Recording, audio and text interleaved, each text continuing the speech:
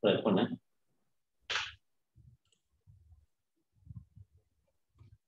Okay, I think some notification here.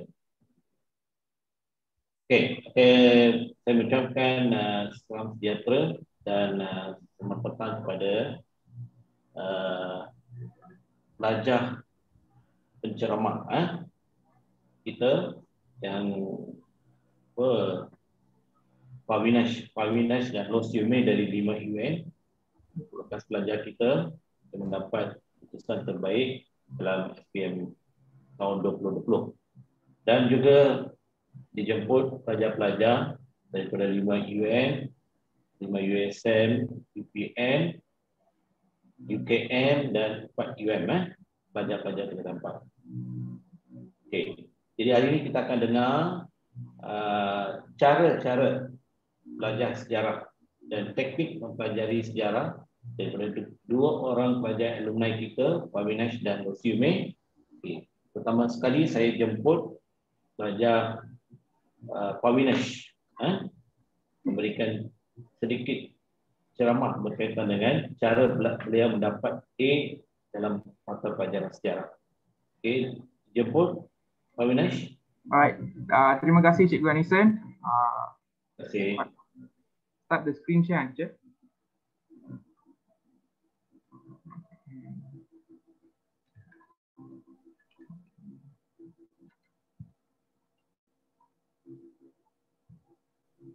Alright, so selamat sejahtera saya ucapkan pada Cikgu Anison, Puan Ong dan pelajar-pelajar SMK Seremban 3 sekalian.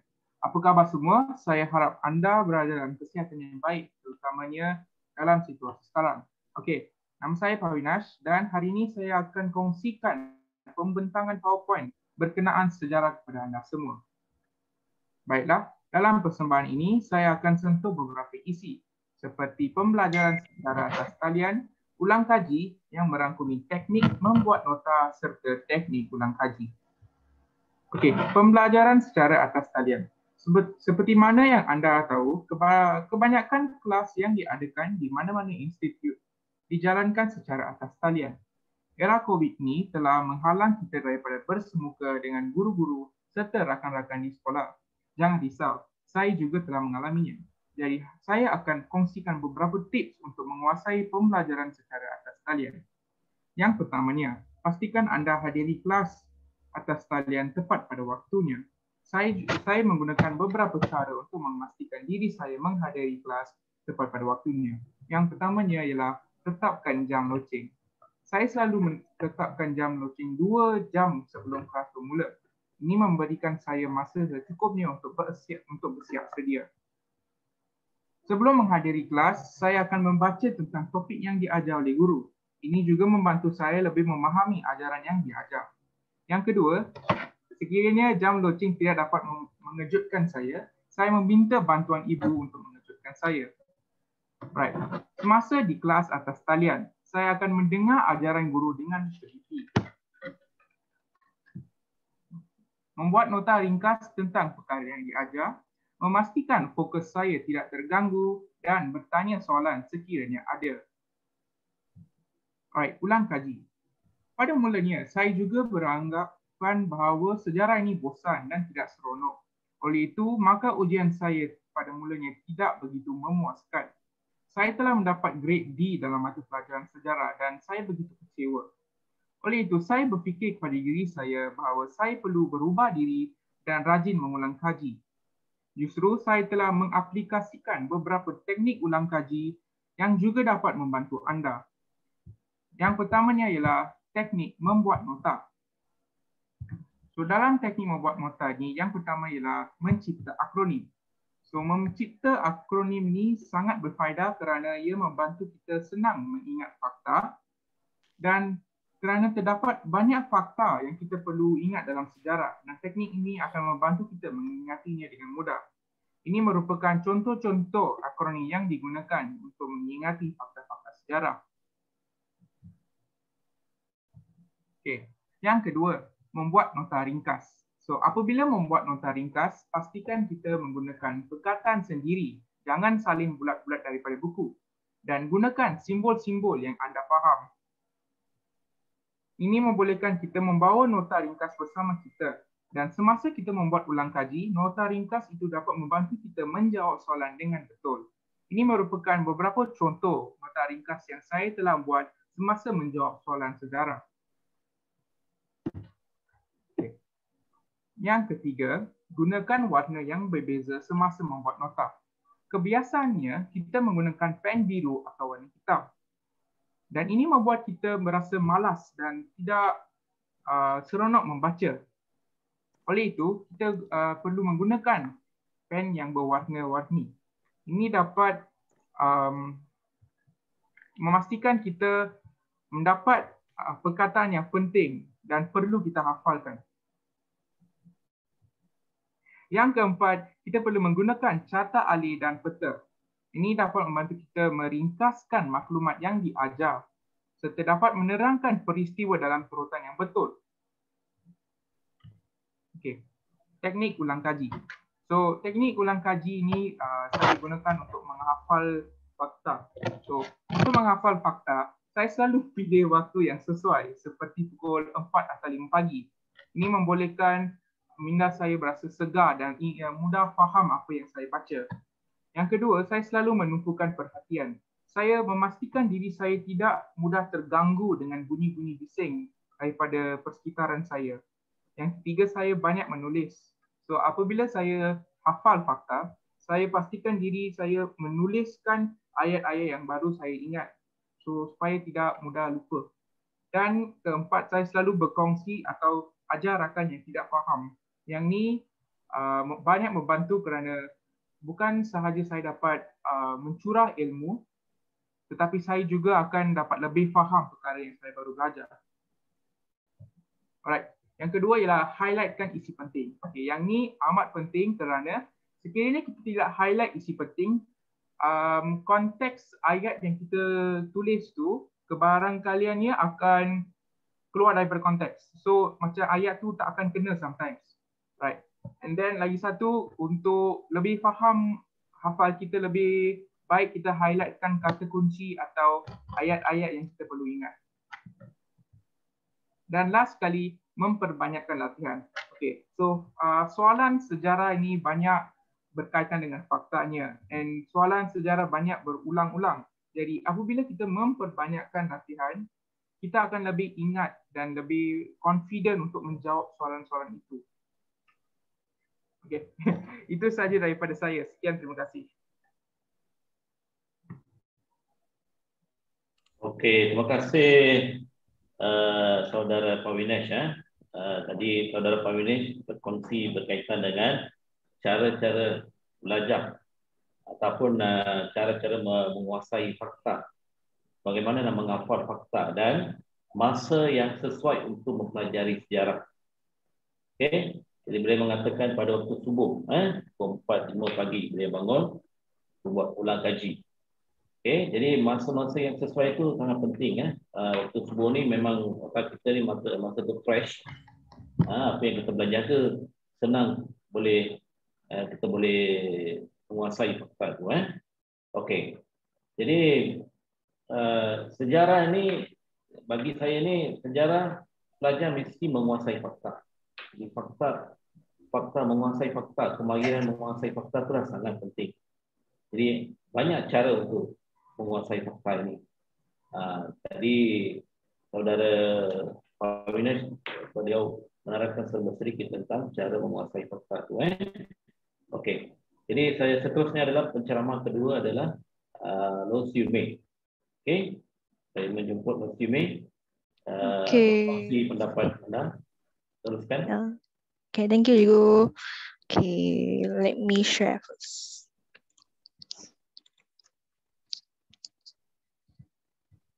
Okay. Okay, selamat sejahtera. Saya ucapkan kepada Cikgu Ganesan, Puan Ong dan pelajar SMK S3 sekalian. Okay, hari ini saya akan berkongsi tentang teknik-teknik pembelajaran sejarah. Okay, tapi teknik saya bukan macam teliti seperti Pawinesh lah. Okay, dia punya cara dia lebih bagus mungkin lah. Boleh compare. Student boleh pilih nak guna teknik mana-mana lah. Okay, so teknik saya dibagi kepada dua lah. First adalah kelas online dan kedua adalah ulang kaji sendiri.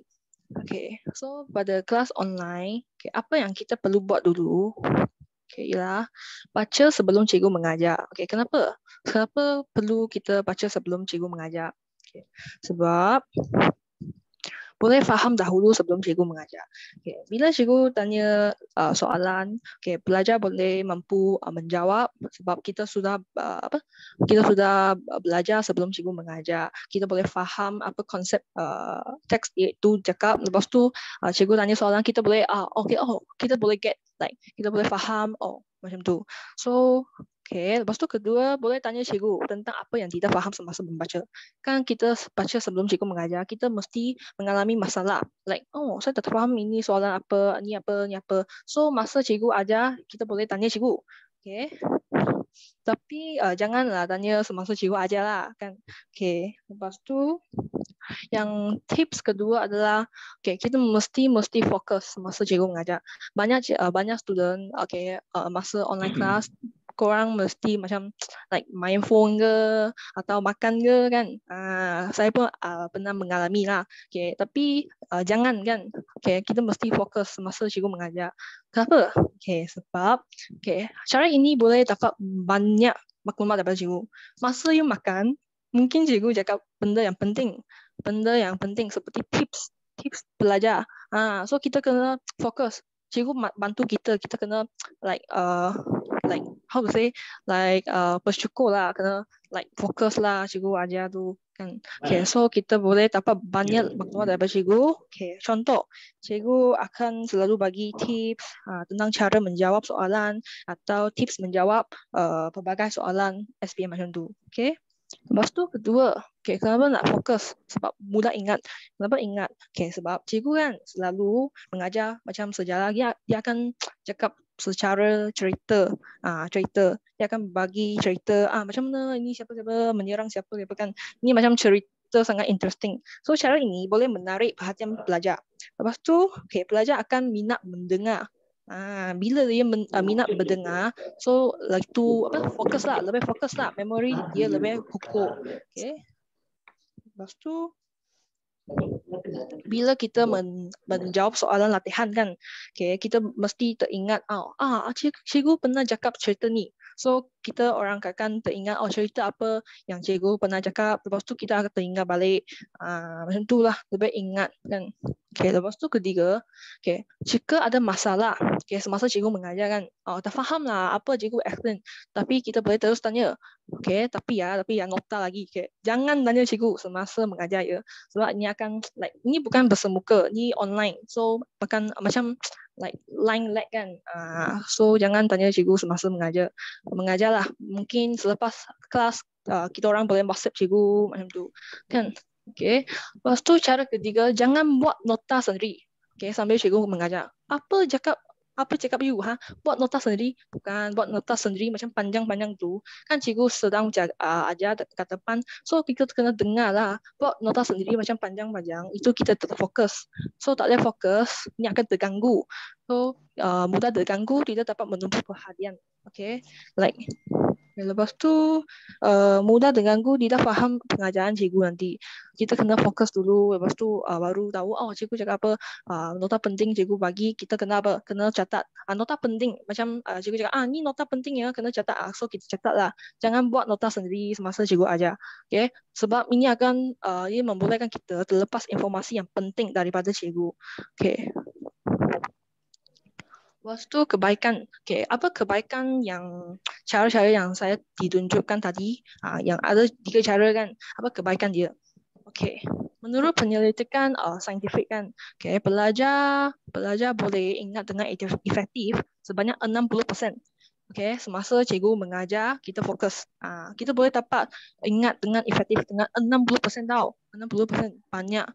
So you akan tanya, lagi 40% kat mana? Nanti saya akan tunjuk ya. So selepas kelas, kita boleh buat ulang kaji sendiri dengan lancar tanpa masalah. So macam tadi saya tadi show, kita kena fokus masa cikgu ajar. Kita kena baca sebelum cikgu mengajar.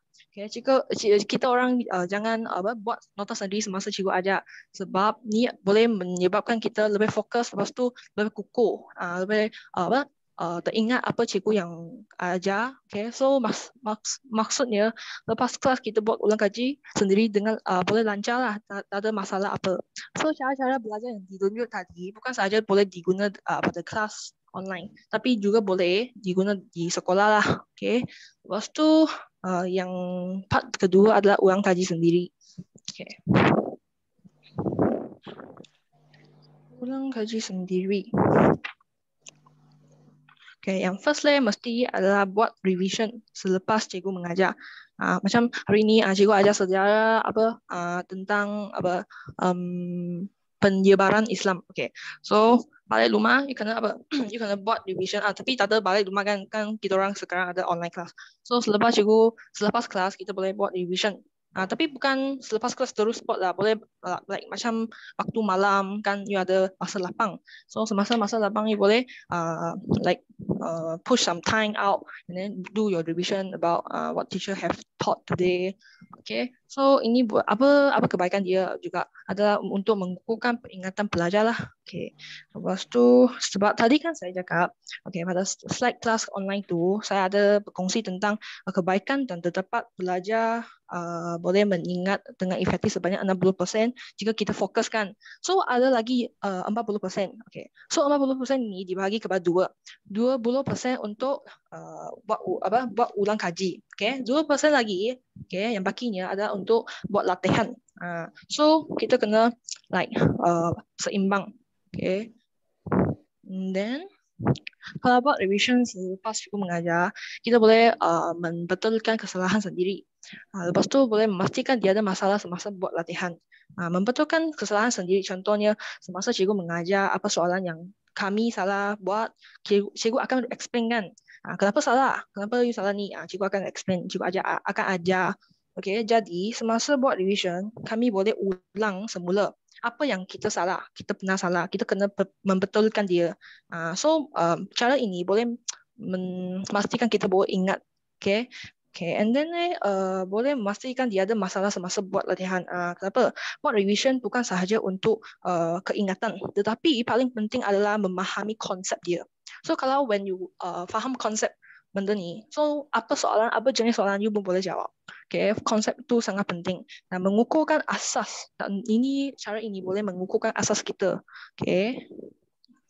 Lepas tu yang kedua buat nota sendiri. Okay, so pada part ini saya nak cakap kan buat nota kan. Okay, ini adalah cara mengikut cara sendirilah. Okay, setiap orang buat cara buat nota tak sama. So macam Pawina tadi show punya cara itu sangat baik pun. Okay. Tapi kena tengok sesuai tak untuk sendiri. Kalau cara ni sesuai, you guna. Kalau dah sesuai, jangan gunalah. Okay. Okay. So normally kan kita dapat tahu text from textbook macam ni panjang gila. Okay. Tapi kita boleh buat nota ringkas. Okay. Macam mana buat? Okay. Ni adalah text from kat left hand side. Ini adalah text from textbook sangat panjang. Tapi nota ringkas kita boleh like short form, like kita boleh ambil keluar dari segi sosial apa yang berlaku, apa perkara. Okay, kenapa macam ni? Kenapa buat macam ni? Sebab masa kita baca buku, okay, kita boleh tahu mana ini bab ni macam mana dia akan ada soalan apa, so jawapan dia mesti macam mana, so saya tahulah, faham tak? Lepas tu cara ni kan saya guna macam like 7 tape, saya tape lah ke tepi sisi tu buku teks. Tapi korang punya buku teks tak boleh buat macam tu lah. Sebab buku teks ni adalah buku teks sendiri saya beli kat kedai. So kalau siapa yang okay boleh beli, then mampulah beli. Lepas tu buatlah macam saya lah. Okay. Tapi tengoklah, bukan setiap orang boleh guna cara yang sama dengan saya. Okay, lepas tu yang ni lah sama juga. Okay. Cara ni kan ini boleh memudahkan saya cari jawapan. Lepas tu saya boleh terus tahu jawapan macam mana dari segi mana-mana saya buat. Okay. Lepas tu ini adalah nota saya juga. Okay. Macam itulah. Lepas tu ada lagi. Okay. So, buat latihan. Okay, yang ketiga, selalu buat latihan. Sangat penting. Kenapa nak selalu buat latihan? Okay, kita kena selalu buat latihan selepas habis satu topik. Okay, kenapa? Sebab kebanyakan pelajar selepas habis belajar satu topik kan, okay, mereka akan lupa. Dan sambung belajar topik kemudian, okay, mereka mula akan lupa apa yang telah belajar kat topik sebelum ini. Okay, oleh itu, buat latihan selepas habis belajar adalah buat latihan selepas habis belajar satu topik adalah penting kerana boleh memahami berbagai jenis soalan yang akan keluar dalam peperiksaan juga yang berkaitan dengan topik tersebut. Okay. Lepas tu, melalui buat latihan, pelajar boleh tahu kesalahan sendirilah. Dan okay, when you tahu kesalahan sendiri, pastilah jot down, like catat down apa yang salah, apa you salah, mana salah, soalan macam mana you salah. Okay, you kena tulis. Okay, benda ni kan kena tengok berbagai orang lah. Setiap orang cara dia tak sama. Mungkin dia tak suka. Dia rasa macam leceh lah. Kena ulang tulis lagi soalan dia. Lepas tu buat answer lagi. Ulang buat. Okay, tapi cara ni kan sangat bagus untuk like pelajar mudah terlupa, mudah lupa. So catat kesalahan yang pernah buat dalam buku nota. Okay, supaya boleh mengingatkan sendirilah. Okay, untuk subjek sejarah kan boleh buat banyak pasir, soalan pasir macam tu. Yang objektif, okay, kita orang boleh buat ulang-ulang buat sebab soalan dia bukan jauh sangat. Okay, yang penting lah kita kena faham konsep dulu. Okay, lepas tu, okay, itu saja daripada saya. If you all do the best in your SPM and thank you. Okay. Okey, terima kasih kepada saudari Losiume. Okey, apa yang saya dapati, Losiume berkongsi banyak perkara berkaitan dengan teknik menjawab soalan. Okey, beliau beritahu tentang masa cikgu mengajar tidak boleh tanya soalan. Sepatutnya pelajar boleh tanya soalan. Jika pelajar ada sebarang kemusykilan, pertanyaan, kamu boleh tanya, tak ada masalah. Dan semasa cikgu memberi informasi penting, cikgu bagi informasi penting tu, pelajar kena catat. You kena catat. Kenapa cikgu bagi informasi penting? Itu sangat-sangat. Cikgu cakap, okey, cikgu highlight satu soalan, okey, pelajar tolong ambil perhatian dan perhatian serius, catat. Mesti penting, you kena catat. Pentinglah. Jadi seterusnya semasa bagi penerangan, cikgu bagi penerangan tentang soalan ataupun cikgu bagi penerangan tentang kelemahan dan kekuatan pelajar menjawab soalan. Jadi masa tu pelajar, sebagai pelajar kamu kena catat apa kelemahan kamu dari segi menjawab soalan, apa kekuatan kamu. Dari situ kamu boleh belajar teknik menjawab soalan sejarah. Okey, dan seterusnya adalah membuat nota sendiri. Ini di kalangan pelajar ni saya sangat-sangat mengalu-alukan buat nota sendirilah bagi pelajar sejarah ni. Kerana sejarah ni pelajar perlu menguasai kemahiran menguasai nota fakta. Jadi untuk mengingatkan fakta, pelajar perlu buat nota sendiri. Okey, caranya senang saja. Ambil satu kertas A4 ke kertas kajak ke, lipat dua. Masa saya belajar SPM tu, saya buat nota sendiri. Saya lipat kertas A4, saya tulis nota ringkas. Kerana buku teks tu adalah panjang lebar. Jadi kita kena ringkaskan nota tu dalam kertas yang terlipat tu. Okey. Dan lagi satu adalah selalu buat latihan. Latihan. Apa-apa latihan diberi oleh cikgu tu, kamu jangan berasa jemu lah. Buat dan hantar. Kalau tertanya, kalau tidak tahu, tanyalah. Tak masalah. Macam pelajar 4 UM tu, saya bagi banyak latihan. Saya puji pada mereka. Mereka buat banyak latihan dan tak kira masa apa, pukul 1 pagi ke 2 pagi ke, mereka hantar jawapan. Tak ada masalah. Boleh hantar bila-bila. Dan perlu buat ulang kaji. Lalu Siume kata buat ulang kaji soalan-soalan tahun lepas. Itu tahun 2020, itu adalah tahun terakhir lah untuk KBSN. Jadi pelajar KSSN tahun ni, pelajar tingkatan 5 dan tingkatan 4. Jadi kamu baru nak menghadapi lah KSSM kan. Dan tingkatan 5 adalah batch pertama menduduki peperiksaan KSSM tahun ni. Okay? Jadi kamu boleh beli buku yang ada soalan-soalan berkaitan dengan KSSM, beli dari kedai, buatlah latihan di rumah. Okay? Okey, jadi saya Cikgu mengucapkan terima kasih kepada dua orang penceramah, Parvinash dan Rofiume. Cikgu, ya. Kita adakan sesi soal jawab daripada pelajar kepada Lo dan Parvinash. Okay. Kalau Boleh. kalangan anda yang nak tanya soalan, tanya sekarang. Macam siapa ni ya? Chong Junje, Alisa, Anur, Ashley, Chiu Juje, Darshan, ada soalan tak yang kamu nak tanya? Mereka ada di sini. Tanya sekarang. Sebab dua orang pelajar ini sejarah skor A tau. So macam mana dia boleh buat? Kamu kena tanya. Okey, boleh dengar saya ke? Adakah saya punya line putus-putus? Parvinash ke Lo? Boleh? Boleh. This round, is it better? More smoother? Yeah. Yes. Okay, good. So my question to both of you number one, kadang-kala kelas itu kelas online kan biasanya pada waktu pagi. Teacher, like already. Okay, kadang-kala kelas Siumei, kita punya kelas kan biasanya pada waktu pagi. Macam mana kamu boleh bangun pagi dan masuk kelas tepat masa? Okay. Selalunya saya bangun mesti awal, like pukul 4 ke 5 kan, sebab saya nak prepare, saya nak buat revision lah. So kena bangun awal. So saya ada masa lah. Kalau belajar macam bukan like boleh bangun awal-awal pukul 4 ke 5 ke, tapi boleh bangun sebelum kelas 1 jam. Macam tu. Awal 1 jam bangun. Boleh prepare dulu. Baca lah, cikgu akan mengajar nanti. So you kena buat like baca dulu. Nanti kan cikgu akan tanya. So you boleh like sangat smooth lah, boleh jawab kan soalan cikgu macam tu. Okey, soalan yang kedua, sejarah ini ramai pelajar rasa sangat boring. Cikgu, like.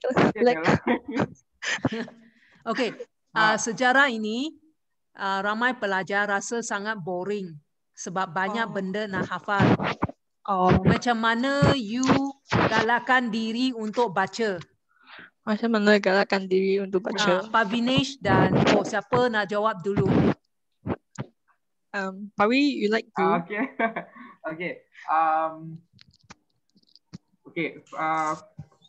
First time saya baca buku teks, saya cuba fahamkan apa yang ditulis.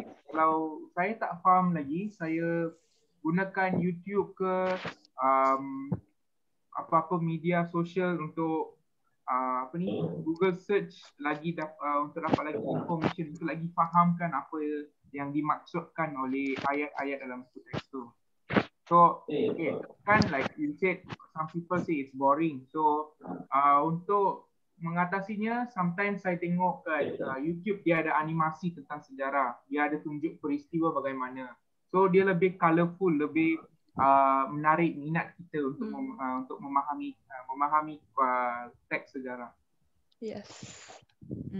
Lo, macam mana dengan you untuk Okay. Pun macam Pawila macam Pawila. So kalau tak faham nak macam ada student kan tengok teks macam pening atau tak boleh kan. So untuk jenis belajar macam ni boleh pilih untuk tonton video kat YouTube ke macam tu, animasi lah.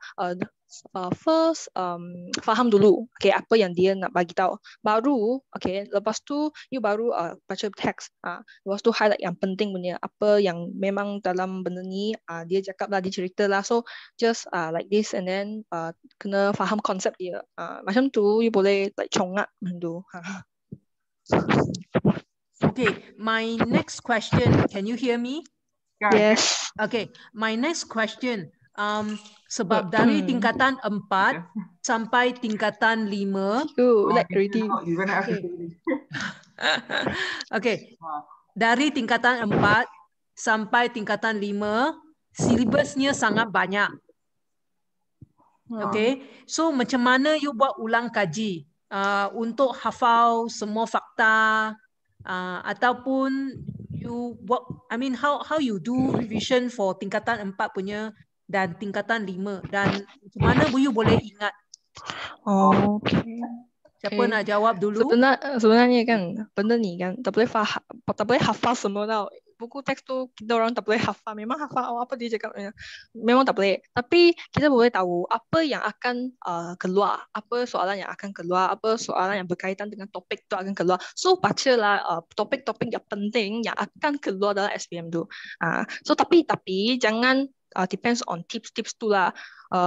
Pun kena faham dulu, ada basic dulu untuk setiap bab. Lepas tu baru boleh jawab. Tapi paling penting tu adalah baca, memang baca. Avinash. Okay. So for me it's dia macam part by part. I study one bab, saya buat revision tentang bab itu. And then malam itu saya cuba lagi buat ulang kaji tentang bab itu sahaja. So dengan itu hopefully lah that whole bab saya akan faham. And then next day bab seterusnya study pasal bab itu. Then buat revision and then night buat latihan. So kalau kita pecahkan ikut bab by bab, dia akan senang untuk faham lah. Memang like how Lusmi kata, kalau nak hafal semua fakta memang tak boleh lah. So kita ambil yang yang dah tahu dah yang ni akan keluar, yang bukan yang tahu, tapi mungkin. Tapi jangan terlalu depends kau. Jangan depends on tips-tips tu, sebab mungkin memang tak keluar. Tu memang itulah. So kalau yang cara sangat terbaik tu lah adalah buat revision. Macam cikgu sudah habis. Lebih baik the best is for form 4 lah. Mula dari sekarang. So buat revision. Okay, selepas habis satu topik, buat revision, buat latihan. Macam tu lebih ingat. So when you come to form 5, you lagi ada like memory a bit. So when you like flashback, you can more memorize like this lah. So tak payah lah. Ayo, kena baca balik lah, susah lah. Ayo, itu sangat leceh lah. Itu saja.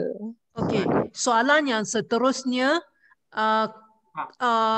adakah anda beli buku rujukan di luar? Tak ada. Okay. Anda bergantung kepada buku teks sahaja ke?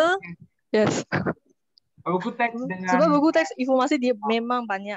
So everything is in the buku teks.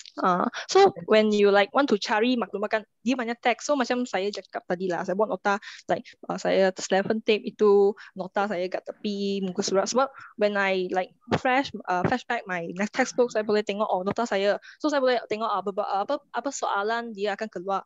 So saya tahulah terus dapat. Tapi ini kena guna masa banyak lah. Okay, kena buat teliti tentu. Berapa kerap anda buat ulang kaji dalam satu minggu untuk mata pelajaran sejarah sahaja? Wah, banyak. Banyak maksudnya macam tiap-tiap hari 2 jam, berapa, I mean how long? Okay, kalau satu minggu kebanyakannya 4 hari, like around 4 hari. So cikgu paksa. Yes, cari masa 2 jam pun cukup lah. At least 1 jam pun cukup kalau nak ringkaskan buat ikut level, ikut kebolehan nak faham. Tapi kalau nak lebih faham, nak lebih detail, 2 jam lah. 2 jam for the whole part. Tapi bukan setiap pelajar boleh lah macam buat revision 1 jam, 2 jam. Mereka akan letih lah. So sangat bosan. So korang boleh set time macam 30 minit study, lepas tu rest 10 minit macam tu. Guna tips macam ni lah untuk pelajar yang tidak suka sejarah. Tapi kena suka sebab SPM ada sejarah. Okay. Di kalangan pelajar-pelajar yang lain, ada soalan yang kamu nak tanya ke? Semua senyap sahaja. Okay, okay. Tanya. Sangat bagus. Come on. Macam sometimes kita pelajar mesti ada macam rasa malas sikit kan. Like macam you guys macam mana you guys motivate diri yourself untuk rajin lah. Like macam ada macam akak bangun pukul 4 pagi. Sometimes ada pelajar yang tak boleh buat macam tu tau. Macam mana akak motivate diri akak? Oh, okay. Ini adalah like you mesti ada satu target. Apa target you? Okay, you kena ada target, you ada satu tujuan, you ada halu tuju dulu. So you mesti ada halu tuju, you kena set dulu. Okay, when you got dreams, you will like pay many efforts. You will like you will do many efforts for your dream. So if you want to like mencapai, so you kena bagi banyak effort lah. So you first you mesti ada kamu target punya dulu. dream adalah apa? My dream is to become a doctor. Tapi benda ni macam like orang tengah mesti macam doktor macam sangat funny kan. Tapi how to say, if anyone from here, okay, you guys bersungguh-sungguh mesti boleh mencapai halu tuju you. Mesti. Pavinesh, macam mana you motivate yourself? Oh, okay. Okay, like dia macam satu, how to say feeling tau, kena buat terbaik, kena dapat A+, always must push to the next. So dia macam motivasi sendirilah. I self motivate myself setiap hari belajar ni, pastikan saya boleh score tinggi dalam ni. Kesilapan tu kena kurangkan. Kalau ada apa-apa tanya cikgu, refer cikgu. Walaupun late at night 11 o'clock all, just ask teacher. Dia mesti cikgu akan reply. Yes. Just ask anything. You just ask because teacher kita adalah cikgu kan. So you just tanya. Ini ada peluang. Kita kena ambil. Macam saya kan, saya tak ada tuition. So saya memang tak ada tuition lah. Saya memang tak ada tuition sepanjang form 1 until form 5 saya tak ada. Sekolah rendah saya pun tak ada. Semua saya kena depends on sendiri. So ada satu like sumber itu adalah daripada cikgu. So you boleh memperolehkan banyak maklumat daripada sumber itu, iaitu cikgu. Tapi pelajar kena ingat lah, SPM tu bukan semua. Okay, just try your best to get it lah. Okay, keputusan saya pun tak cemerlang sangat.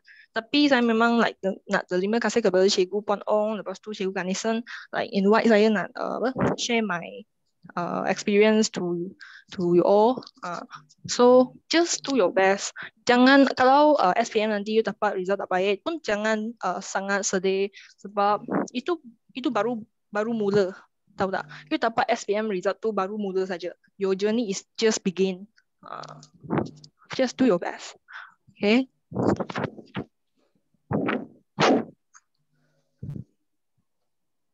Okay, kalangan pelajar ada lagi siapa nak tanya soalan? Lo Sume dengan Pavinesh kan setiap kali dapat mereka dan you tengok cara mereka menyediakan PowerPoint, presentation, semua itu. Boleh itu adalah inisiatif mereka sendiri tau. Tanya je. Ada masalah pelajar, ada apa, tanya je. Ada soalan Sharifah, Suhaimi, Sofia, Sang Shi Cheng, Sanjeev, Shirley, Preeti, Miss Nan, Liu Yok Chui. Okay. Someone asking question. I read it out. How to get A in sejarah without doing nota? Yeah. How to get A in sejarah without doing nota? Can. You can. If you can, okay. Because this kind of person must have a like very strong memorize. Okay. You must have a strong memorize. Okay, if you don't do nota, okay, and then if you don't do nota, then you do many latihan, just like this. Latihan is just really can help you more. If you not the kind of person always do not. Latihan apa? Latihan apa? Latihan past year ke, latihan structure paper 2 ke, paper 2 tak payah buat lah. Okay, paper 2, paper 1 selalu buat sebab soalan dia ulang. So you buat je. Lepas tu highlight keyword. You tahu keyword ni, you mesti tahu jawapan di mana. So kena like ada teknik lah, tahu tak? Ada teknik. Cikgu Ganesan akan ajar nanti kan. Lepas tu paper 2 pun ada teknik, bukan main-main. Paper 2 kan banyak soalan kebat. So you buat kebat, soalan kebat, so maka dia sangat tinggi. So dapat je buat. So latihan tu sangat penting lah. Okay. Kalau tak nak buat betul. Tanya sikit latihan itu hanya you orang hanya fokus dengan latihan yang diberikan oleh cikgu di sekolah saja ke? Tak. Ataupun you pun ada sumber lain dapatkan latihan tambahan, Pak Vinish? Okay. Saya tak bergantung sangat dengan cikgu. Whatever latihan cikgu beri, saya cuba pada masa tu nak habiskan semua. And then lepas dah siap, sebab kebanyakan daripada kelas saya tahu, bila saya dapat sejarah, on the spot saya akan siap kerja tu. Walaupun cikgu kata buat kat rumah, saya akan siap, saya akan pasak ke cikgu, then saya tanya lagi kat cikgu, ada tak? And then kalau cikgu ada saya cukup semua, then saya balik rumah, saya ambil buku pasir sebab saya ada beli satu buku, dia ada daripada tahun 2015 punya soalan. Saya banyak ulang kaji ikut soalan tu. Yes. So kalau like tak mampu nak beli latihan daripada bookshop, sebab mahal kan. Saya tak beli tau. Saya tak beli latihan. Saya langsung tak beli latihan daripada bookshop. Sangat bazir duit. So kalau you ada sumber dari handphone, Google, just search any like past year or latihan tambahan yang diberi daripada sekolah cikgu, like cikgu daripada sekolah lain, boleh ambil je. Cikgu Wong, saya tambah sikit Okay, saya sangat-sangat puji Pak Vinish dengan resume apa yang saya perhatikan semasa sebagai latihan dalam kelas 5 UM. Dua orang pelajar yang rajin. Saya bagi dalam kelas setengah jam, 1 jam sudah siap isi atas meja saya. Ini dua orang ni lah yang selalu hantar latihan pada saya. Cepat-cepat dia orang buat hantar terus pada hari yang sama. Okay, saya memang terpuji. Saya pun mengharapkan pelajar-pelajar kelas lain pun semasa cikgu beri latihan, kamu siap semasa dan hantar cikgu. Okay, terima kasih. Teruskan. Okay, thank you, sir. Thank you, sir. Okay, any other questions? Yeah, Ashley, please ask question. When do you start sprinting off? Okay, Ashley dia tanya, when did you start sprinting or F1 has been until now? Okay. So, okay, sejarah Form 1, I don't know whether KSSM syllabus lain ke tak, tapi kalau KVSM, sejarah Form 1 to Form 3 lain, sejarah Form 4 to Form 5 lain. So, SPM kita sejarah Form 4 dengan Form 5 saja keluar. Tapi kalau kita, I think last minute lah kita sprint masa Form 4. Actually, dia banyak, dia ada berkaitan dengan Form 1, Form 2, Form 3. Tapi dia bukan like memang akan like appear in exam. Not not at all. Macam tu lah. Yang soalan sejarah. Okay, sebenarnya KBSM syllabus lama tu, apa yang pelajar belajar di tingkatan 1, 2 itu ada kaitan dengan tingkatan 5. Apa yang kamu belajar di tingkatan 1, 2 itu membantu kamu dalam tingkatan 4. Faham, lebih faham. Okay, ada soalan? Okay, ada Leong Xiao Cheng, dia ada soalan. Dia nak tanya sebab kita ada banyak subjek. Macam mana you all boleh masuk semua subjek dalam otak? Tak boleh nak ingat banyak. Okay. This one more like good timetable sendiri. Okay, saya ada timetable, saya set up timetable. So subjek-subjek yang nak baca dan fahamkan like sejarah, biology, ada subjek macam tu yang kita kena belajar, kita kena baca dan fahamkan. Saya pentingkan dulu. So kalau saya bangun pukul 4 pagi, saya baca biology, fizik ke apa macam tu. And then kalau macam petang-petang, macam malam-malam, saya buat matematik, add math yang kena kira-kira. So yang subjek yang kena banyak pengiraan tu, kita boleh tolak ke tepi dulu. Kita fokus yang banyak hafal, banyak fakta semua. Tapi pun boleh macam Paminas lah. Like untuk saya kan, pagi kan, saya ada banyak, saya ada 10 subjek.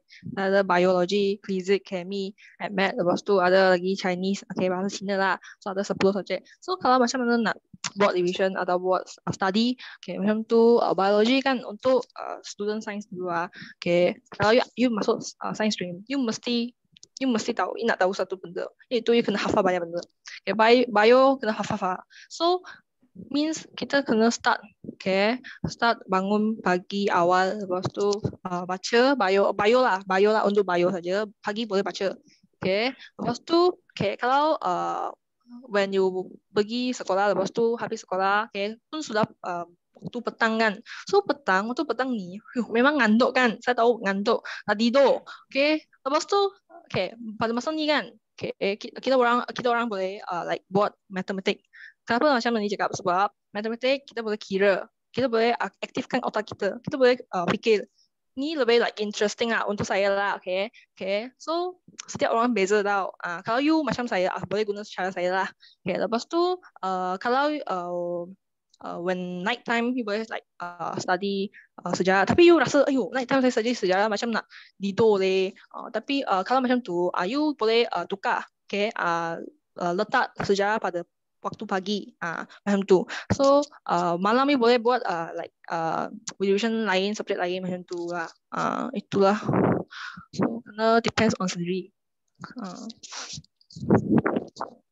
Buat planning kena lengkap baik tu. Banyak ingat. Okay. Ya. Okay. Ada soalan lain? Boleh tanya. Mereka ada di sini ya. Baik, tanya sekarang. Just cakap. Ada masalah apa? Emotion. Ada masalah stress. Cakap je.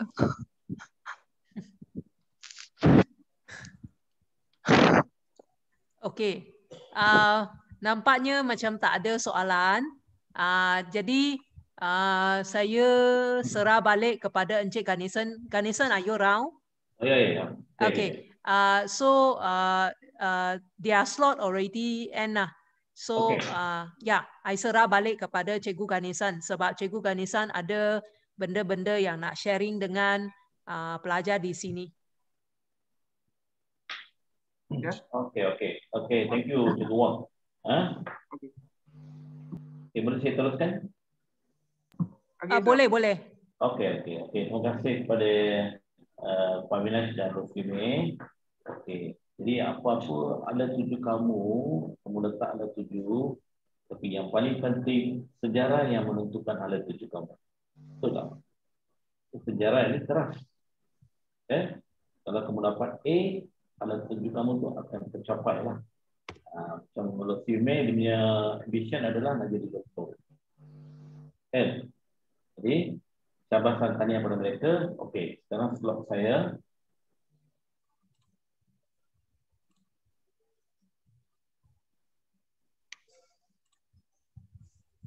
Okey, semua boleh nampak tak? Nampak itu folder sahaja. Folder saja. Folder, then inside got the photo lah. We see the photo. Okey, sekarang saya sudah buka foto itu, boleh nampak tak? Tak boleh. Kena share semula. Kena macam tadi, you stop share ini screen. Okay. Lepas tu buka you punya foto dulu tau. Okey, sudah buka. You kena stop share screen ini. Boleh nampak? Ada? Tak boleh. Saya check you punya nanti sekejap saya tolong. You stop share you punya screen dulu. Saya tolong. Okey, sudah stop. Okay. Wait let me just get this thing here first. Wait.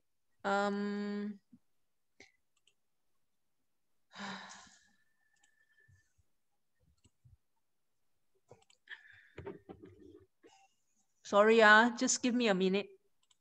I want to check this out.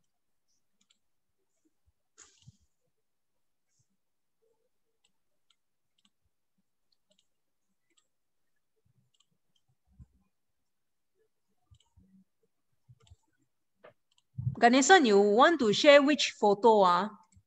Okay. Wait.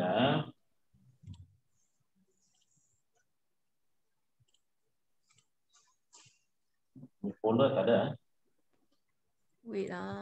Folder. Save image.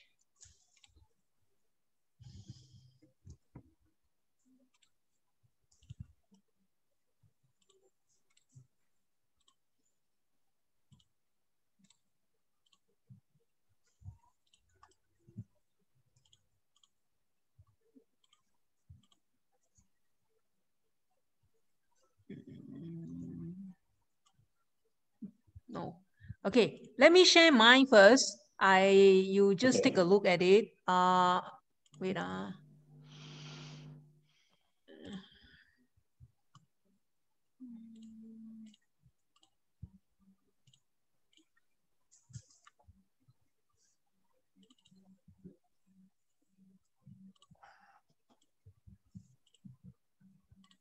You want to share this, is it? Yeah, correct. Okay, good. Okay, boleh nampak semua?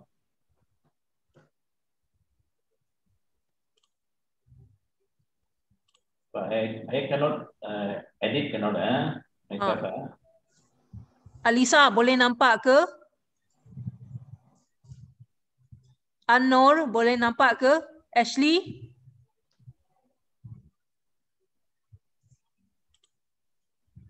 Tak apa. Cikgu Okay, Pavinesh, sambung. can you see or not? Pavinesh? Boleh, cikgu boleh. Boleh ya? Okay, go to the first slide. Go. Wait. This one. No, This one, right? Yeah, correct. Okay. Okay, jadi pelajar, can I start? Ya.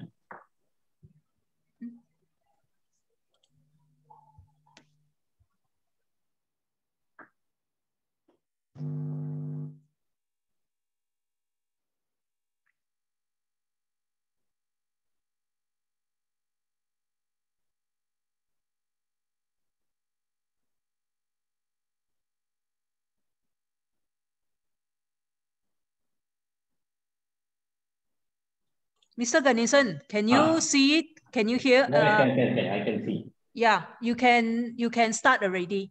Okay, so pelajar-pelajar, silakan berperhatian pelajar-pelajar tahun ini KSSM, pelajar tingkatan 4. Okay, jadi di sini saya cuba tunjukkan di sini satu perbandingan di antara format KBSM SPM tahun lepas lah. Tahun lepas 2020 adalah tahun terakhir untuk KBSM.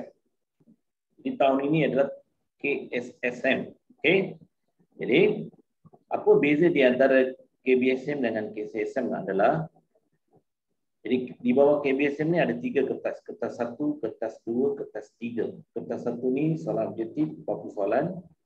Kertas 2 ni soalan struktur dan soalan esei. Okay. Dan kertas 3 adalah open book text. Okay. Jadi kertas 3 ni sangat-sangat membantu pelajar tahun lepas. Pelajar-pelajar dapat lulus. Yang lulus pun kertas 3 banyak sangat-sangat membantulah. Tapi bezanya tahun ini di bawah silibus baru KSSM tak ada kertas 3. Kertas 1 dan 2 sahaja. Jadi satu cabaran lah pada pelajar ni, kertas 3 tak ada dan 2 kertas sahaja. Jadi beza markahnya adalah KBSM kertas 1 ni 40 soalan, wajaran markah adalah 30%. Dan kertas 2 wajaran markah adalah 50%. 100 markah tapi 50% wajarannya. Dan kertas 3 100 markah wajarannya sepatutnya sini 20 markah. Salah type sini 20 markah, 20%. Jadi semuanya adalah 100%. Tapi di bawah KSSN, tolong ambil tahu, kertas 1 40 soalan, 40 markah, dan kertas 2 yang terdiri daripada 4 soalan struktur dan 5 soalan esei 100 markah, jumlahnya 140 markah. Okey. Jadi itulah beza di antara KBSM dan KSSM. Dan lagi satu, di bawah KSSM ni ada kajian kes. Kajian kes. Kajian kes ni pelajar-pelajar kena buat pada peringkat tingkatan 4 dan tingkatan 5 dalam 5 muka surat saja. 5 muka surat saja. Macam mana kamu buat kerja khusus masa tingkatan 3, macam itulah. Tapi 5 muka surat. Kena ringkaskanlah semua. Jadi markah itu akan direkod, disimpan di sekolah. Okey. Untuk rujukanlah markah. Tapi pelajar wajib kena buat kajian kes. Okey. Saya sudah mulakan kajian kes ni tingkatan 4 PM saya sudah mula. Saya bagi tarikh deadline pada 20 Julai mendatang. Okey. Cikgu Ong boleh slide seterusnya?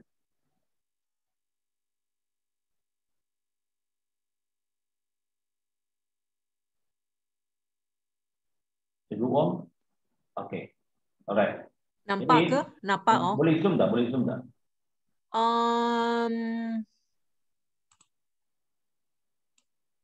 Can you press this? Ya. Zoom.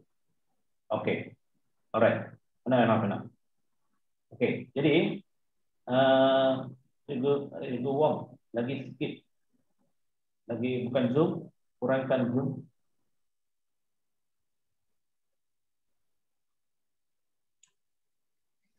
You nak besarkan sikit ke kurangkan sikit? Kurangkan sikit. Okey, boleh nampak. Okey. Alright. Okey. Ini boleh hilang kan? Okey. Jadi, nampaknya ini adalah soalan KSSM. Soalan 1 ni ada bahagian A, bahagian B, bahagian C. Jadi setiap soalan itu ada bahagian A, bahagian B, bahagian C. Kalau kamu lihat, biasanya soalan dibagi stimulus. Stimulus dalam bahasa Melayu kita panggil pernyataan. Dia akan bagi pernyataan. Jadi soalan ini, soalan A, B, C ini berdasarkan pernyataan diberi di atas. Okey. Kalau soalan A ini jelaskan faktor-faktor kedatangan Jepun ke negara kita. Jadi perkataan Jepun ni memang ada dalam pernyataan tentera Jepun di tanah Melayu. Jadi soalan ini mestilah berkaitan dengan pernyataan di atas. Jadi pelajar kena faham pernyataan ini, stimulus ni sebelum pergi ke soalan. Okey. Dan soalan A ini, kalau kamu nampak, kata penegas dalam soalan jelaskan, huraikan, nyatakan. Jadi anda harus mahir tentang kata penegas. Kalau jelaskan ni, kamu kena jelaskan dengan satu ayat lengkap. Kena buat jawapan dalam ayat lengkap. Tak boleh buat dengan point. Kata tulis sengkang point balik. Nanti dia akan menjejaskan markah kamu. Nanti kamu dapat dari 2 markah, dapat 1 markah saja. Jadi kena ambil tahu. Okey. Jadi 3 perkara yang pelajar perlu ambil tahu adalah kata penegas soalan, lepas tu kata kunci dalam soalan. Faktor-faktor kedatangan dia pun adalah kata kunci. Lepas tu tengok markah. 2. Jadi kamu kena bagilah markah berdasarkan, bagi fakta berdasarkan markah. Kalau 2 poin, bagi 3, lebih daripada 1 poin lah. Bagi 3 poin. Jadi itulah 3 perkara yang penting pelajar kena fokus pada soalan. Dan biasanya soalan A, B ni adalah berdasarkan buku teks. Berdasarkan buku teks. Dan C adalah berdasarkan soalan hebat. Soalan hebat. Contohnya, pemerintahan tentera Jepun di negara kita telah meninggalkan pelbagai kesan kesengsaraan dan penderitaan kepada rakyat. Nyatakan iktibar yang anda peroleh daripada kesan penderitaan Jepun. Jadi di sini soalan menguji pengetahuan pelajar. Pelajar kena fikir apakah iktibar yang kita dapat, apakah pengajaran yang kita dapat. Jadi kalau kamu cari dalam buku teks ada. Ini adalah soalan yang menguji pengetahuan pelajar. Okey? Okey. Tunggu Om pergi ke soalan 2.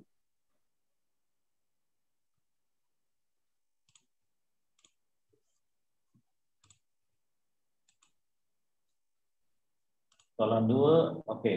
Next slide. Sekejap Saya nak setiap soalan ada saya nak untuk soalan C.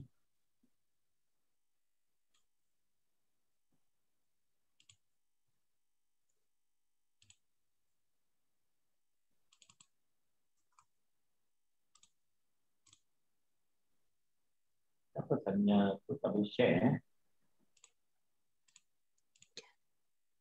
Wait, just give me a minute.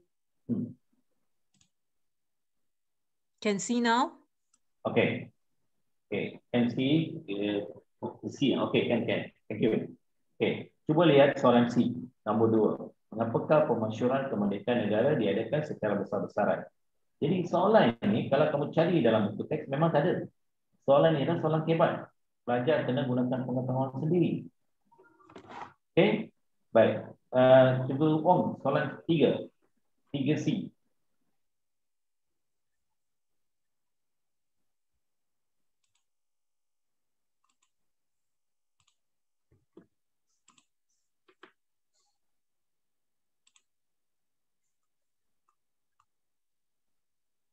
Give me a minute.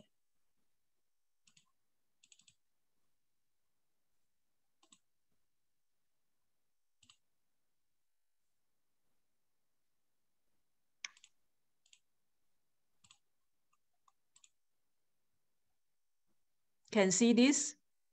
Okay. Alright.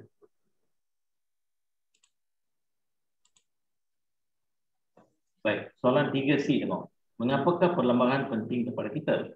Jadi soalannya menjurus kepada soalan kebat. Soalan tanya, mengapakah perlembagaan penting? Jadi pelajar mesti tahu apa itu perlembagaan. Kenapa perlembagaan penting kepada negara? Perlembagaan menjamin keamanan negara. Perlembagaan menjamin kedaulatan negara. Jadi itu adalah soalan yang berkaitan dengan pengetahuan umum lah. Okey? Baik. Begitu juga dengan soalan C, soalan 4C ini, sebagai warga negara yang bertanggungjawab, uraikan langkah-langkah untuk menyahut usaha kerajaan mengeratkan perpaduan kaum. Soalan kebat. Gunakan pengetahuan sendiri. Jadi, soalan 1 sampai 4 adalah soalan struktur yang membawa 10 markah setiap satu. Jadi, soalan sini soalan bonus tau. Soalan kebat. Kamu jawab saja soalan itu berdasarkan pengetahuan kamu. Jangan tinggalkan apa-apa soalan. Kalau nak A+, mesti jawab semua soalan. Semua soalan. Jangan tinggalkan apa-apa. Okey, pastikan saja tulis sesuatu. Kalau walaupun tidak faham soalan. Siapa tahu kemungkinan jawapan yang kamu tulis itu ada fakta yang boleh diterima oleh pemeriksa, kamu dapat masalah. Mesti ada fakta yang berkaitan dengan soalan. Okey, next slide. Dua.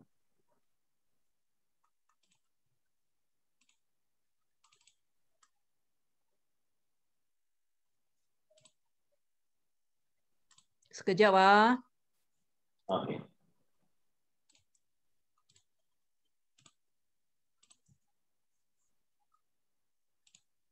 How can the Losime and foreigners can share? They cannot. Oh, because you didn't open all the photos. You have to open the photos, you know. So that when you tekan the share, right, you will be able to share the folder. Oh. So I have to open all the photo lah. Yes. But here I cannot see my file, no? Why? Okay. But this one is not. You need to open the photo, not this screen. Not this screen, huh? Oh, okay. Alright, where's the screen? you need to go over to your photo and then buka first, and then baru share screen, only you see your photo. Okay, I go to the photo, I try. Okay. You buka dulu, you open first.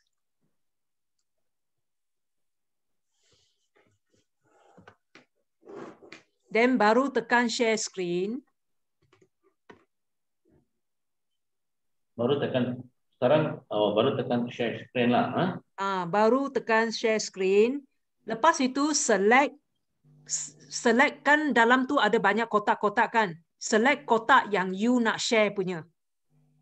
Okay, saya share screen sudah tekan. Lepas tu ya kan nampak banyak kotak kan. Ya, kotak dalam ada. tu ada boxes kan. Ya, ada. Ada boxes yang you nak share kan. Tekan itu box. Lepas itu tekan perkataan share. Okay. Oh, okay. Perkataan you are screen sharing. Yes. So you cuba itu tengok.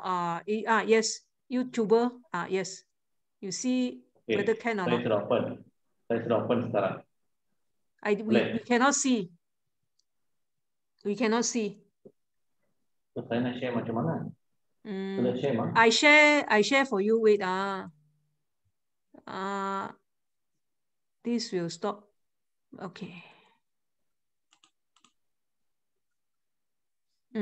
Let me share lah. Let me share.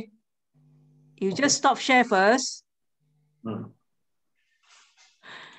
Okay. I share this one. Okay. Can? This one, right? Yes. Oh, yes, correct. Okay. You want to talk about number 4? Number 5. Okay. Cuba lihat ni soalan esei ya.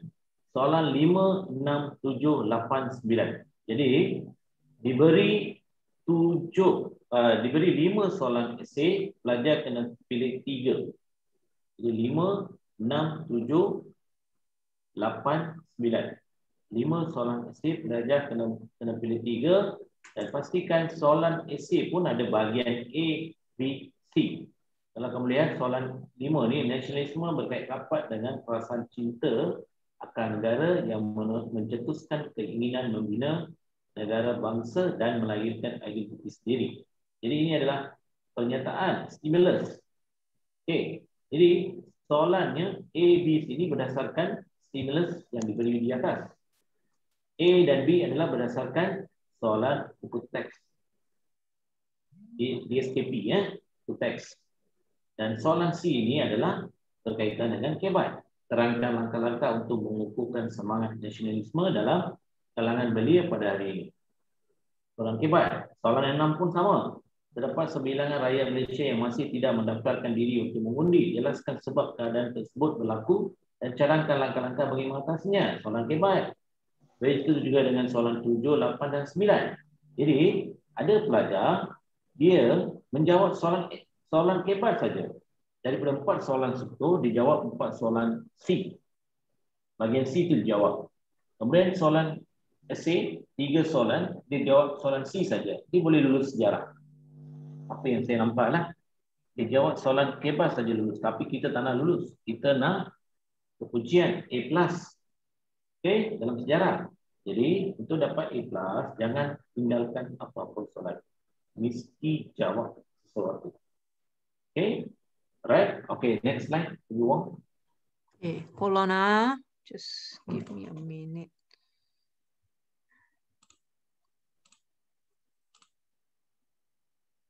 Jadi pelajar-pelajar ambil sedikit catatan.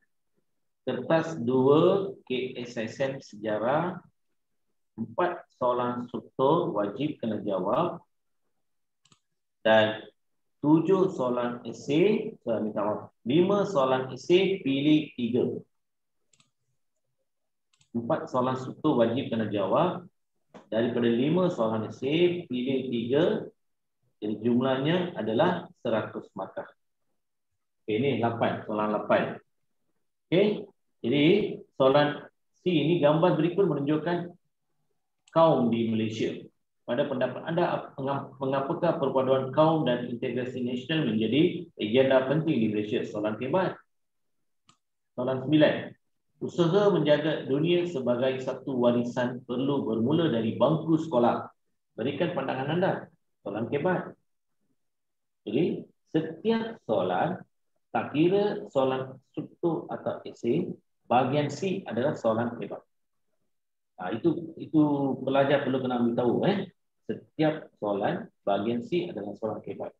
Jadi, anda perlu buat banyak latihan berkaitan dengan soalan kebat. Jadi slide seterusnya saya akan tunjukkan bagaimana nak buat soalan kebat. Teknik menjawab soalan kebat. Okey, teruskan slide seterusnya. Luang. Sekejap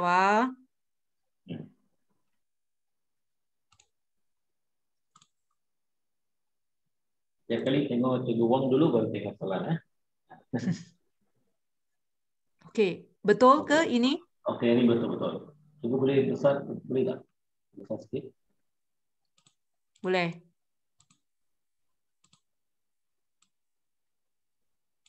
Boleh nampak? Can you see it? Okey, boleh. Alright. Jadi ini adalah soalan berkaitan dengan perlembagaan persekutuan. Okey, jadi saya baca ni. Pernyataan ini, ciri perlembagaan persekutuan merupakan panduan antara ciri tradisional dan ciri moden. Jadi ia bertujuan mewujudkan sebuah negara yang stabil dan maju. Jadi perlembagaan ini adalah mengandungi ciri tradisional ada, ciri moden pun ada. Dan perlembagaan ini bertujuan mewujudkan sebuah negara stabil dan majulah. Jadi berdasarkan gambar di atas, apakah kesan sekiranya kestabilan negara tergugat? Jadi di sini, kata kunci dalam soalan adalah kesan sekiranya kestabilan negara tergugat. Jadi, fakta pertama, di sini adalah fakta.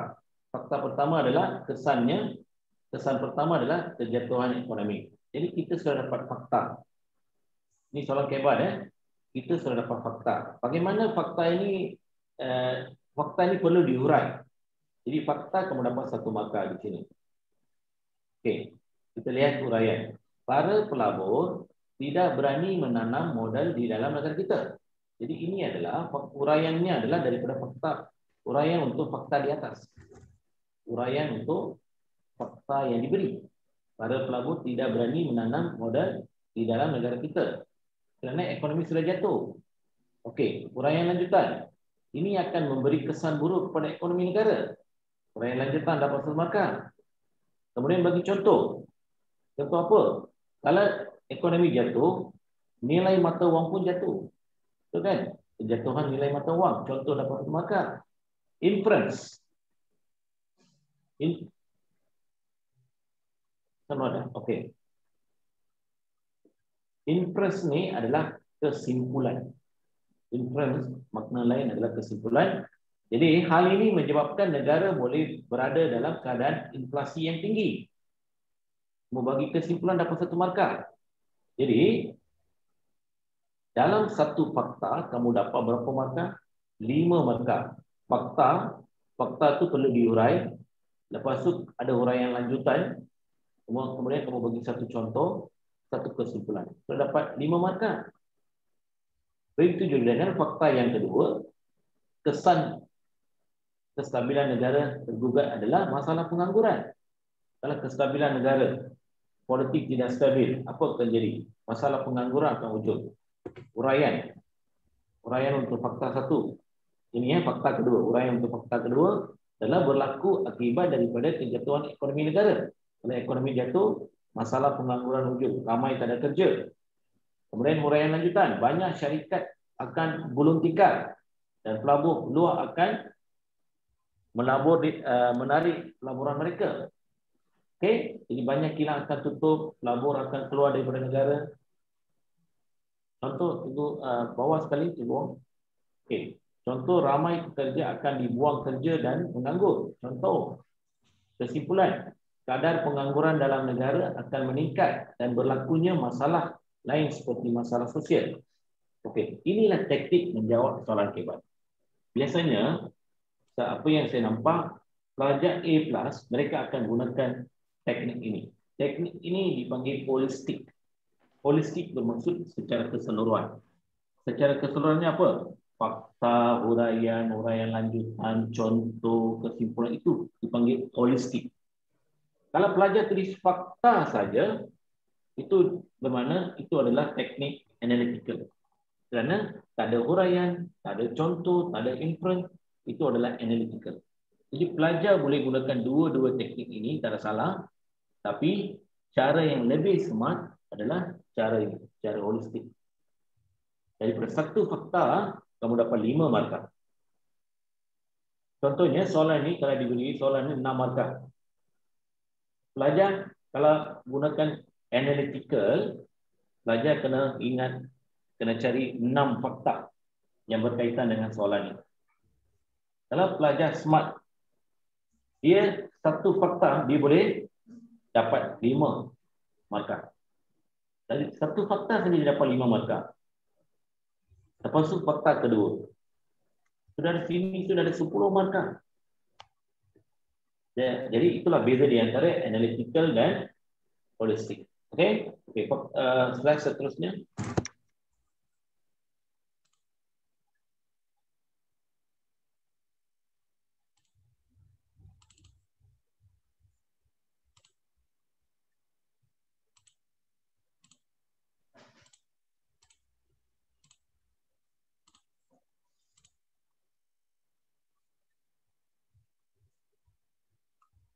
Okey.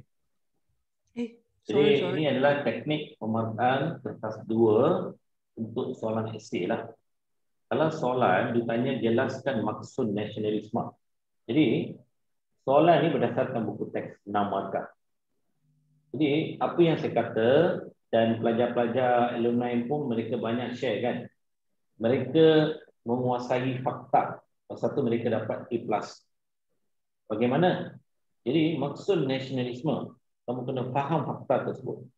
Jadi dalam sejarah, fakta akan diberi markah. Contohnya maksud nasionalisme adalah perasaan cinta akan negara yang mendalam terhadap bangsa dan negara. Jadi di sini perkataan yang merah ni, perasaan cinta dapat 1 markah. Mendalam ni 1 markah. Jadi perasaan cinta adalah 1 fakta. Mendalam adalah 1 fakta. Kemudian selain itu, nasionalisme boleh diartikan sebagai semangat kebangsaan. 1 fakta dapat 1 markah. Dan yang menjelaskan sikap 1 markah. Perjuangan menentang penjajahan 1 markah. Serta pembelahan 1 markah. Okay, seterusnya, dia pelajar ni gunakan penanda wacana. Seterusnya, nasionalisme bermaksud gerakan untuk mencapai kebebasan. Gerakan dapat 1 markah, kebebasan dapat 1 markah daripada penguasaan asing. Jadi pelajar perlu menguasai fakta ini. Bagaimana cara, bagaimana teknik untuk membina ayat berdasarkan fakta yang diberi. Maksud nasionalisme adalah apa, ayat yang dibina. Ayat yang dibina adalah, jadi di sini tak ada markah. Yang markahnya adalah untuk fakta. Jadi pelajar perlu menguasai fakta. Okey, baik, slide seterusnya.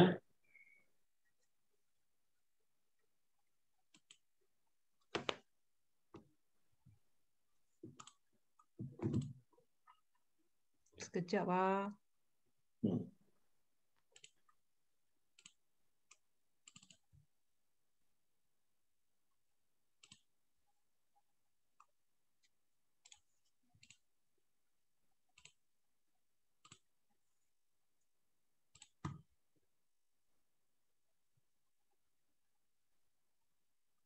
Okey. Jadi mari kita berlatih berdasarkan fakta yang diberi di tepi ini. Okey. Kita buat soalan. Nyatakan peranan rakyat dalam memastikan keunggulan Kesultanan Melaka. Jadi kamu perlu nyatakan peranan rakyat dalam memastikan keunggulan Kesultanan Melaka. Jadi bagaimana nak mulakan jawapan? Istilah bermula daripada pangkal soalan. Pangkal soalan ini adalah peranan rakyat dalam memastikan keunggulan Kesultanan Melaka ialah rakyat sisi setia kepada kerajaan. Rakyat mesti mematuhi undang-undang. Rakyat mesti mengakui kekuasaan sultan. Rakyat tidak boleh menderhaka. Okey? Rakyat menjadi tentera. Rakyat perlu membayar cukai. Okey, itulah cara-cara membina ayat berdasarkan fakta yang diberi. Okey?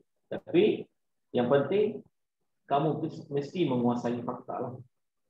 Okey? Kalau soalan ditanya tentang Kesultanan Melayu Melaka, peranan rakyat dalam Kesultanan Melayu Melaka, okey, pengetahuan yang sedia ada pada kita adalah pengetahuan yang sedia ada pada pelajar. Rakyat mesti menghormati raja. Rakyat mesti menghormati raja. Mana? Rakyat tidak boleh menderhaka kepada raja. Menghormati raja, betul. Dan rakyat dalam sesebuah negara mesti mematuhi undang-undang dalam negara. Ada, dapat markah. Itu semua adalah pengetahuan yang kita adalah. Yang tidak ada, tapi ada dalam buku teks. Setia kepada kerajaan, menjadi tentera, membayar cukai, menjadi pengayuh sampan, menyumbang tenaga dalam sistem tentera. Ini semuanya kamu kena baca dalam buku teks ataupun buku rujukan. Okey, saya rasa kamu sudah faham. Okey, seterusnya, slide seterusnya. Okey, jadi teknik pemarkaan kebat. Itulah saya kata tadi. Okey, bagaimana soalan kebat ni dinilai? Mesti ada fakta, mesti ada huraian, mesti ada contoh, mesti ada inference. Okey, kalau semua ada, kamu dapat markah arah sempat 7 hingga 8 markah. Kalau soalan 7 hingga 8 markah, mesti ada fakta, huraian, contoh, inference. Fakta mesti tepat. Fakta yang kamu pilih itu mesti tepat. Huraian mesti adalah berdasarkan fakta yang tepat yang kamu pilih. Mesti bagi contoh sesuai. Lepas itu inference, kesimpulannya jelas, menunjukkan kematangan dalam jawapan. Jadi kamu dapat 8 markah lah. Okey? Baik. Saya rasa kamu sudah faham. Kalau arah satu, arah satu adalah markah 1 dan 2 markah. 1 hingga 2 markah. Fakta berkaitan dengan maksud tersirat sahaja. Bagaimana? Dalam arah 1 ni, pelajar tulis fakta saja. Uraian tak ada, uraian lanjutan tak ada, contoh tak ada, inference tak ada. Jadi itulah beza di antara markah 1 hingga 2 dan 7 hingga 8. Okey? Jadi soalan kebat ni dinilai berdasarkan aras 1 sampai aras 4. Okey, ada band lah, band di situ, band 1, 2, 3 and 4. Okey? Baik, seterusnya.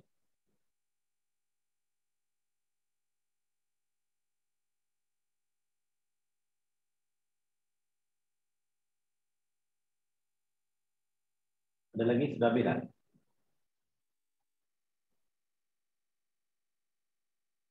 Okay, that was the last one. Last one, sudah habis, Okey, sekarang saya terbuka soalan kepada pelajar. Ada apa-apa pertanyaan?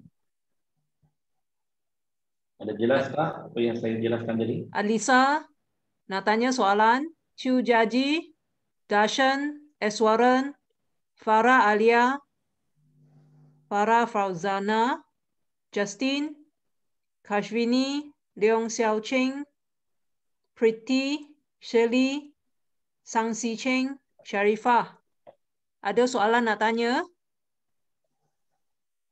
Masih ada di sini ke? Farah Alia ada?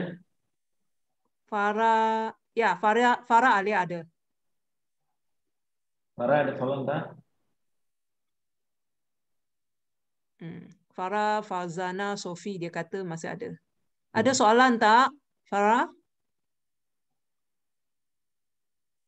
Okey, sekarang anda faham tak perbezaan format KSSM? Hanya 2 kertas saja, kertas 1 dan kertas 2, dan kertas kajian kes itu adalah bukan wajib tapi pelajar kena lakukan. Markah akan dinilai lah kajian kes.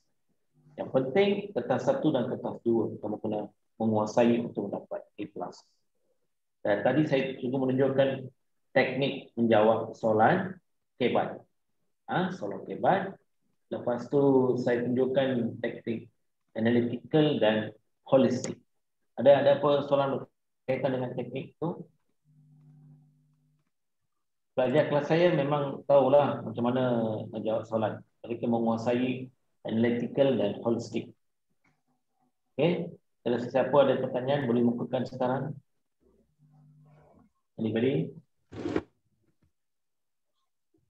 Sebelum kita mengakhiri kita punya slot. Mereka kata tak ada. Ada? Okey, saya mengucapkan terima kasih kerana sabar mendengar taklimat yang diberikan oleh saya tadi. Terima kasih Cikgu Wang. Okey, jadi kita berakhir di sini ya. Okay, thank you. Okay, thank you. Okay, yang lain meeting all sudah ending ya. Terima kasih ya. Okay, thank you. Okay.